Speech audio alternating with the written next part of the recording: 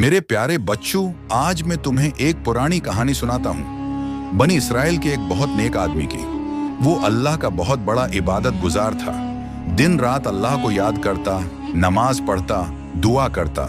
लेकिन वो शादी शुदा भी था, बीवी और बच्चे भी थे, छोटी सी दुकान भी थी ताकि उनके लिए खाने पीने का इंतजाम हो। मगर उसका दिल दुनियावी काम में नहीं लगता था।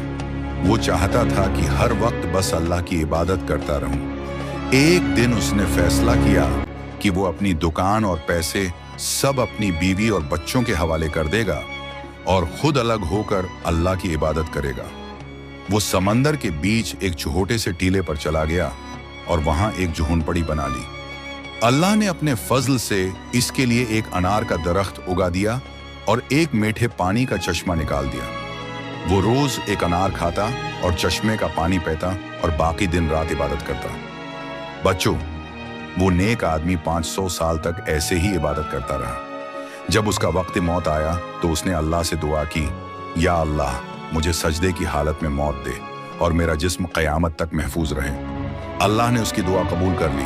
वो सजदे में ही दुनिया से रुखसत हो गया और आज तक उसका जिस्म महफूज है। मगर बच्चों, आगे की बात बहुत सोचने वाली है। जब क़यामत के दिन वो अल्लाह के सामने पेश होगा तो अल्लाह फरमाएगा, हमने अपने फजल से तुम्हें बख्श दिया और जन्नत में दाखिल किया। लेकिन वो आदमी कहेगा, या अल्लाह, मैं तो अपनी 500 साल की इबादत के बदले जन्नत में जाना चाहता हूँ। तो अल्लाह ताला उसको जहन्नम के करीब कर देंगे। वहां की आग की गर्मी और तेज हवा से वो आदमी प्यास से बेहाल हो जाएगा। अचानक एक फरिश्ता ठंडे पानी का प्याला लाएगा और कहेगा, ये पानी मिल सकता है मगर कीमत है। वो पूछेगा, क्या कीमत है? जवाब मिलेगा, 500 साल की इबादत। वो फौरन अपनी सारी इबादत के बदले में पानी का प्याला ले लेगा। फिर अल्लाह ताला फरमाएंगे, देखो, तुम्हारी 500 साल की इबादत के बदले एक प्याला पानी हो गया।